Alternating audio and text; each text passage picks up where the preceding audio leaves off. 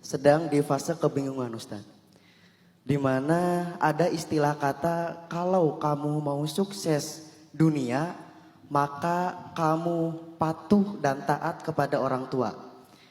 Tapi jika kamu ingin sukses akhirat, maka kamu harus patuh, taat dan takdim kepada guru. Oke. Nah, yang menjadi kebingungan dalam pikiran saya itu gimana cara kita menyikapi dalam pemikiran orang tua dan pemikiran guru itu berbeda. Seperti contoh, orang tua menginginkan saya itu untuk tinggal di rumah karena rumahnya kosong. Seperti halnya guru menginginkan saya ngaji taklim sampai dengan selesai. Nah, lalu mungkin bisa didefinisikan kenapa dalam doa itu Rabbana atina fid dunya hasanah wa fil akhirati hasanah wa qina adzabannar. Kenapa yang didahulukan itu dunia terlebih dahulu dibanding akhirat? Saya punya beberapa novel. Saya pernah jadi juri penulisan fiksi ketika masih kuliah di Kairo, di Lingkar Pena di sana.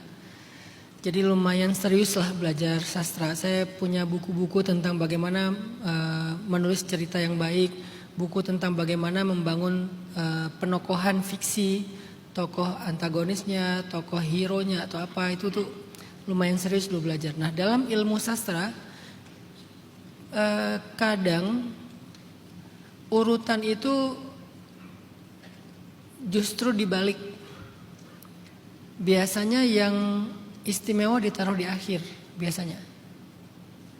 Jadi kemarin saya nulis caption, terus ada yang protes, saya balas komennya karena saya anggap dia nggak ngerti, udah biarin aja.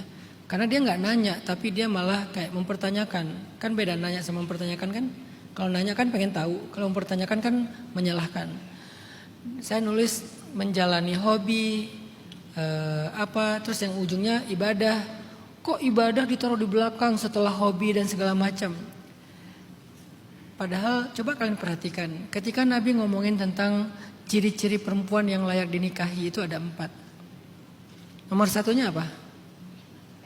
Kecantikannya, kemudian hartanya, kemudian nasabnya, yang keempat apa? Agamanya.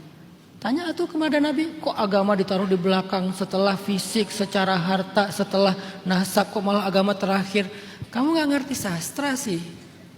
Justru dalam Islam, Nabi itu kan sastranya tinggi hadisnya. Al-Quran juga sastranya tinggi ayatnya.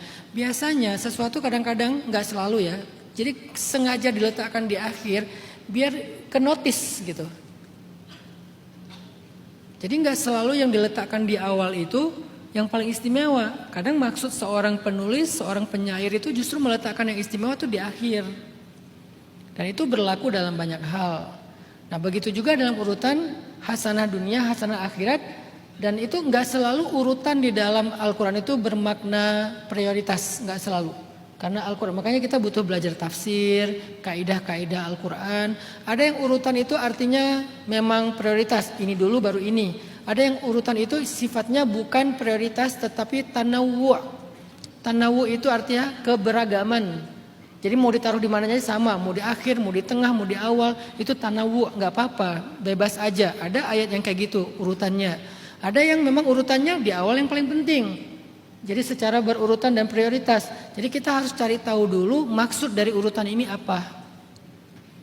Sama kayak dalam ayat tentang urutan anggota tubuh ketika berwudu. Itu urutan secara fikih, secara tutorial. Jadi harus urut. Gak bisa juga kita pakai ayat itu pakai bahasa sastra, karena itu kan lagi ngomongin tutorial ya. Pakai istilah sastra. Yang paling terakhir itu yang paling baik, berarti saya kaki dulu atau. Gak bisa, itu mah udah urutan tutorial fikih. Jadi dia urutannya emang sesuai dengan urutan.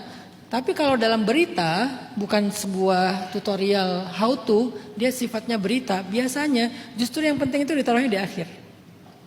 Ini namanya kaidah-kaidah sastra. Ada di dalam Al-Quran, ada di dalam hadis, ada di dalam kata-kata para ulama. Jadi tentang Rabbana atina fid dunya hasanah wa fil akhirati hasanah wa qina adzabannar itu bukan tentang dunia lebih penting daripada akhirat, bukan. Karena ada juga yang penting ditaruh di belakang. Yang kedua alasannya karena emang kita sedang di dunia. Kita ngalamin dunia dulu baru kemudian akhirat. Bukan berarti dunia lebih penting daripada akhirat. Dan Yang ketiga, karena dunia itu lebih greget bagi sebagian besar manusia. Makanya Allah bilang di dalam surat Sof ya, ketika Allah menjanjikan kebaikan-kebaikan kepada orang yang berinfak, yang berjihad di jalan Allah, surga dan segala macam, ujung-ujungnya Allah bilang gini, wa ukhra tuhibbunaha, dan yang lain yang kalian sukai. Apa itu? Dunia. Pertolongan Allah dan kemenangan, itu kan urusan dunia. Jadi Allah tahu betul lah, kita mah dimotivasi dengan surga itu oke, semangat, tapi dimotivasi dengan dunia itu lebih greget lagi semangatnya tuh. Sehingga Allah mengatakan wa ukhra tuhibbunaha, dan yang lain yang kalian sukai, kata Allah. Padahal menurut Allah ini loh yang paling istimewa tuh, surga Aden, surga Jannah dan segala macam. Tapi oke, kalian kan sukanya ini kan, ya udahlah gitu. Itu alasannya. Kemudian yang pertanyaan pertama, gimana kalau beda antara nasihat orang tua dengan permintaan guru, permintaan orang tua dengan permintaan guru? Urutannya sebetulnya urutan ini tentang urutan antara kewajiban dengan urutan antara keberkahan, itu beda.